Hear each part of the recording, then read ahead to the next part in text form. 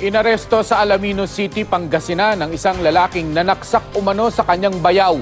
Sa parehong lungsod, arestado rin ang isa namang lolong na nagaraw ng kanyang kapitbahay.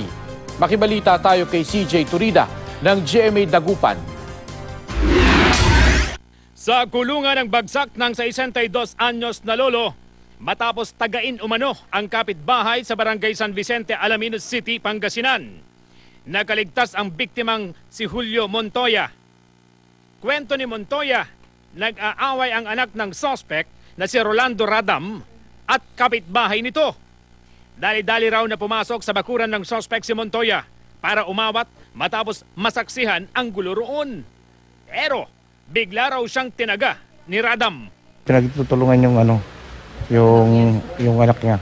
Eh, naman tanong naawat ko ng dalawa. Nataga yung asawa ko sa ulo. Sino tumaga sa asawa ninyo? Eh, sila may itakso, madam. Inihahanda na ang kasong isasampa laban sa suspect. Sa Alaminos City pa rin, sa kulungan din ang bagsak ng 48 anyos na lalaking si Raymond Gutierrez matapos saksakin umano sa tagiliran ang kanyang bayaw.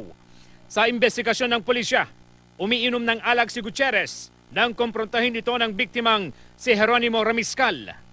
Madalas daw kasing sinasaktan ni Gutierrez ang asawa nito, na kapatid naman ni Ramiscal. Minasama raw ng suspect ang ginawa ni Ramiscal, kaya kumuha siya ng kutsilyo at agad daw niyang sinaksak ang biktima. Pagkasugo niyo sa akin, medyo hindi naman na kami nakapag-usap. Yun. Nagkaroon ng konting rumble. Parang decided siyang saksakin. So hindi natin alam kung just to inflict injury on the victim. Masakit daw sa kalooban ng biktima na madalas sinasaktan ng suspect ang kanyang kapatid.